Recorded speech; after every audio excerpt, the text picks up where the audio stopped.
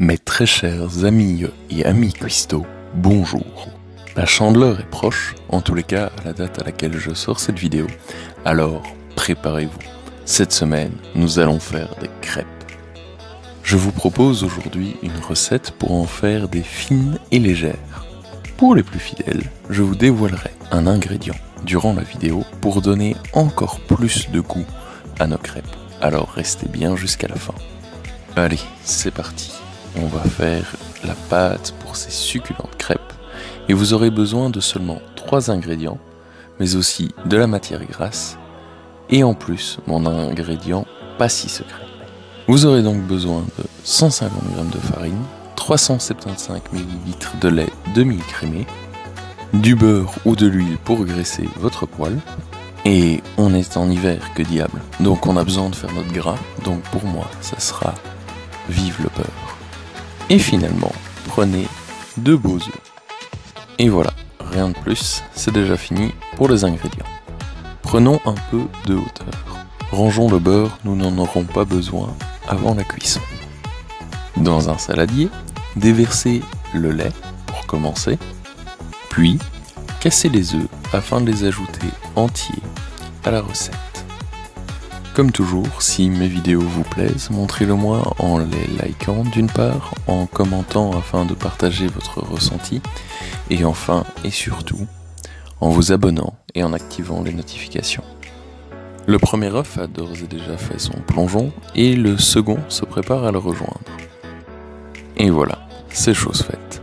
Pouvons maintenant passer à la suite de la recette. Donc munissez-vous d'un fouet et battez le mélange frénétiquement.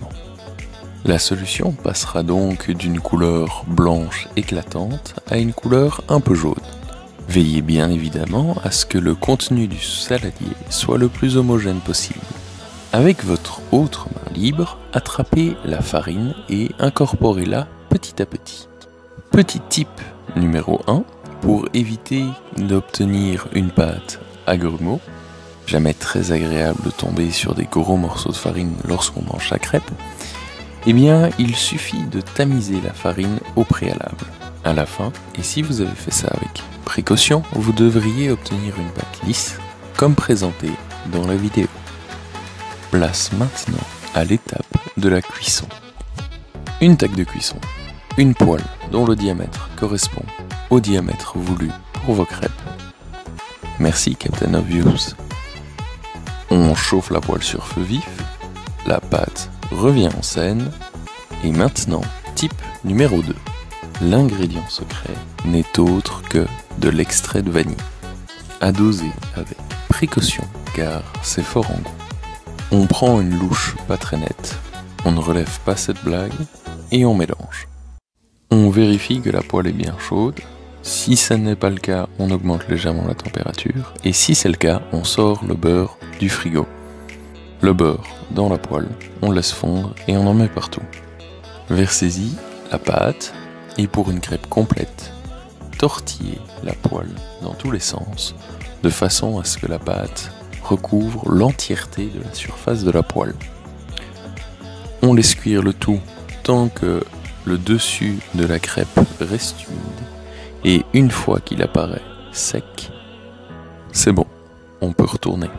C'est soit pour la technique classique, spatule et puis hop, ou bien, si vous êtes un peu plus aventureux, vous pouvez tenter le lancer de crêpes.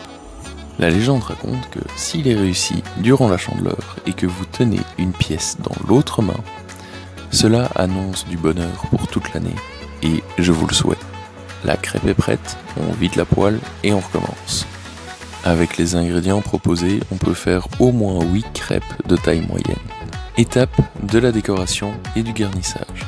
Crêpes au sucre, à la cassonade, au chocolat, c'est selon vos goûts et il y a autant de possibilités que votre imagination le permet. Pour ma part, j'ai fait chauffer du chocolat et j'ai tamisé du sucre impalpable. Pour faire un peu fancy, j'ai mis des petites myrtilles, ça rend mieux en photo. Look at this. So good.